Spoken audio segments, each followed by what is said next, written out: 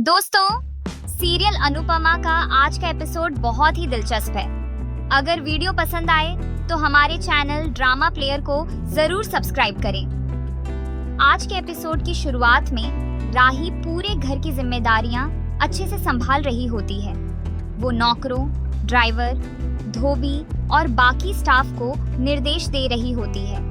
तभी राही की नजर एक डांस टैलेंट प्रतियोगिता के पेम्फलेट पर पड़ती है। उसे कुछ पल के लिए मोटी बा की बातें याद आ जाती हैं जब उन्होंने उसका एडमिशन लेटर जला दिया था। पराग राही को देख रहा होता है। राही पेम्फलेट को अनदेखा करके आगे बढ़ जाती है। पराग आकर वो पेम्फलेट देखता है। दूसरी तरफ अनुपमा लोकल ट्रेन में सफर कर रही होती है। वो एक लड़की को टिफिन देती है और उसकी माँ की तबीयत के बारे में पूछती है। अनुपमा कहती है कि जब तक तुम्हारी माँ ठीक नहीं हो जाती टिफिन आता रहेगा। फिर दूसरी लड़की अनुपमा से पूछती है कि आप इतनी मेहनत से टिफिन फ्री में क्यों देती हैं और अस्पताल के बाहर जाकर खाना मुफ्त में क्यों बांटती हैं? क्या कुछ अपने लिए भी करती हैं?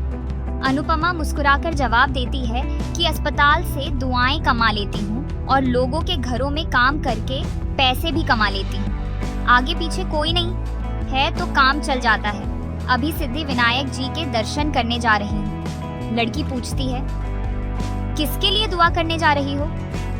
अनुपमा भावुक होकर कहती है, 2 फरिश्तों के लिए।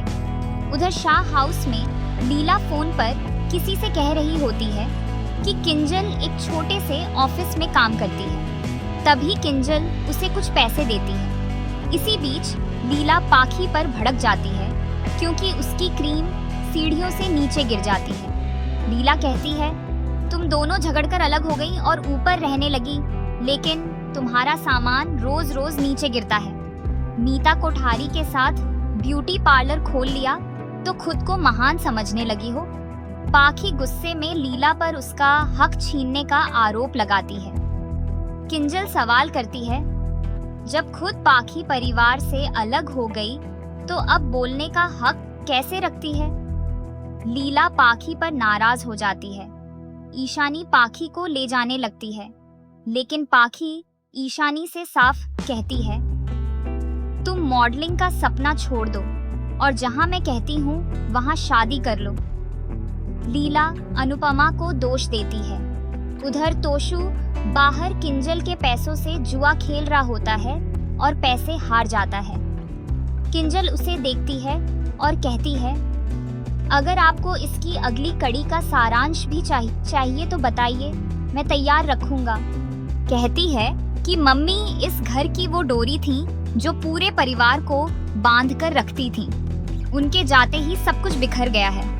वो जहां भी होंगी अपने आसपास की दुनिया को खूबसूरत बना रही होंगी। दूसरी तरफ अनुपमा अस्पताल के बाहर सेवा कर रही होती है और उन लोगों से दुआएं पा रही होती है जिन्हें वो पीछे छोड़ आई थी। उधर बाबूजी और किंजल भी अनुपमा के नाम से जरूरतमंदों को खाना खिला रहे होते हैं। किंजल कहती है कि अनु की रसोई को अनुपमा के बिना भी चलते रहना चाहिए। दूसरी तरफ राही प्रेम के साथ डेट पर जाने के लिए खुशी से तैयार होकर बाहर आती है। पराग उसे देखता है। राही पूछती है, क्या आपको कुछ चाहिए? पराग मुस्कुराते हुए कहता है, तुम्हारी स्माइल चाहिए थी, वो मिल गई है।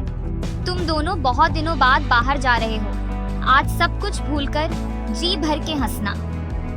तभी खाती वहां आती है और राही से नाराज होती है। राही को प्रेम का कॉल आता है और वो कहती है, मैं तैयार हूँ। प्रेम कहता है, जरूरी मीटिंग आ गई है तो मैं नहीं आ सकता।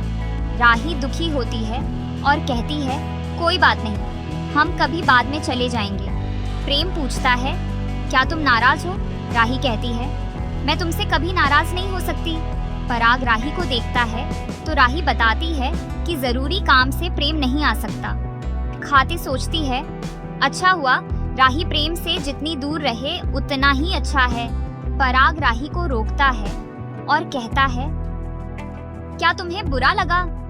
राही कहती है, नहीं, छोटे सपने इंतजार कर सकते हैं, तभी पराग कहता है, क्या तुम बड़े सपने देख सकती हो? वो पेम्फलेट उसे दिखाता है और कहता है, तुम खुद की डांस एकेडमी खोलना चाहती थी ना? पराग राही को समझाता है और उसे सपने देखने के लिए कहता है। राही के जाने के बाद खाती पराग से कहती है, जिस घर में जिंदगी एक बुरा सपना बन जाए वहां सपने नहीं देखे जाते। पराग पूछता है, आप राही से इतनी नाराज क्यों हैं? खाती कहती है, वो मेरे बेटे की मौत की वजह है। अगर अनुपमा और राही हमारी जिंदगी में नहीं आती तो सब कुछ ठीक होता, आर्यन आज जिंदा होता। पराग खाती को समझाता है, जो होना होता है उसे कोई नहीं टाल सकता। खाती कहती है, मैं अनुपमा की बेटी का चेहरा भी नहीं देख सकती। पराग पूछता है, माही भी तो अनुपमा की बेटी है, लेकिन उससे आपको कोई नाराजगी नहीं है? खाती कहती है, माही ने अपना पति खोया है, लेकिन राही ने क्या खोया है? पराग कहता है, राही ने खुद को खो दिया है। खाती नाराज होकर वहां से चली जाती है। दूसरी तरफ अनुपमा ट्रेन में होती है और उसके कानों में घूंघरों की आवाज गूंजती है। उसे अपने पुराने दिन याद आते हैं। एक लड़की अपनी माँ से डांस स्टेप दिखाने के लिए पूछती है और डांस करने लगती है। अनुपमा को अपना डांस याद आता है और वो खुद से कहती है, डांस के बारे में मत सोचना, जो सपना टूट गया उसे जोड़ना नहीं है। जब सारे रिश्ते छोड़ दिए हैं तो कला से भी कोई रिश्ता नहीं रखना है। उधर राही घुंघरू निकालती है और आंखों में सपना देखती है। तभी राहगी आर्यन की मौत को याद करके घबरा जाती है। दूसरी तरफ किंजल प्रार्थना का शुक्रिया अदा करती है क्योंकि उसकी सिफारिश से उसे काम मिला है। वह प्रार्थना से पूछती है कि उसके तलाक के केस की सुनवाई थी, उसका क्या हुआ? प्रार्थना बताती है कि हमेशा की तरह गौतम आया ही नहीं और तारीख फिर से आगे बढ़ गई। वह कहती है कि रिश्ता भले ही मन से एक पल में टूट जाता है, लेकिन कानूनी रूप से टूटने में कई साल लग जाते हैं।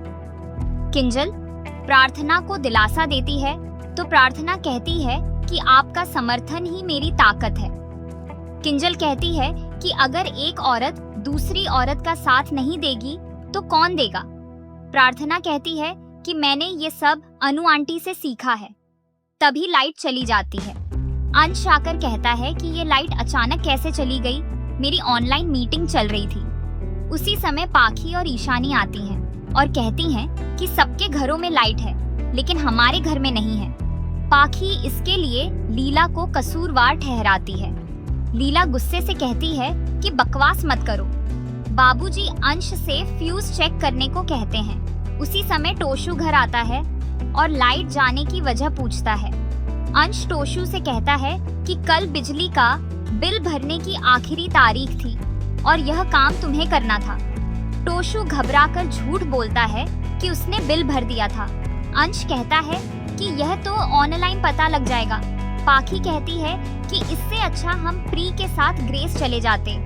लीला ताना मारती है कि तुम अपने मन पर ग्रेस लगा लो और अहमदाबाद को ही ग्रेस समझ लो। पाखी और लीला में तकरार हो जाती है। इधर अंश टोशू से कहता है कि मैं बिल भर रहा हूँ, लेकिन अगली बार जब बिल भरने के लिए पैसे दूं तो उन्हें नशे या जुए में मत उड़ाना। इस घर को चलाने के लिए मैंने अपना गेमिंग का सपना छोड़कर कॉर्पोरेट नौकरी की है। हम सब कोशिश कर रहे हैं तो हमारी कोशिशों की बेइज्जती मत करो। ये सब किंजल और प्रार्थना देख रही होती हैं। प्रार्थना कहती है कि अनु आंटी मेरी जिंदगी का ध्रुव तारा थी। उनके जाने के बाद मैं भटक चुकी हूँ। जब मेरा ये हाल है तो आप सबका क्या हाल होगा?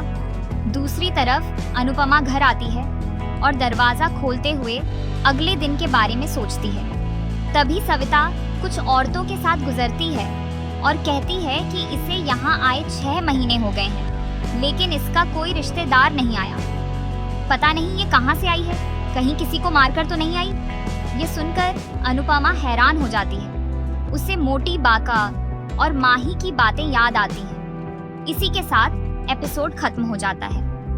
अगले एपिसोड में देखने को मिलेगा अनुपमा जिस जगह खाना बनाने जाती है वहां का मालिक उस पर गंदी नजर डालता है और बदतमीजी करता है। जब उसकी पत्नी आती है तो वह आदमी उल्टा अनुपमा पर आरोप लगा देता है कि वह उससे फोन नंबर मांग रही थी।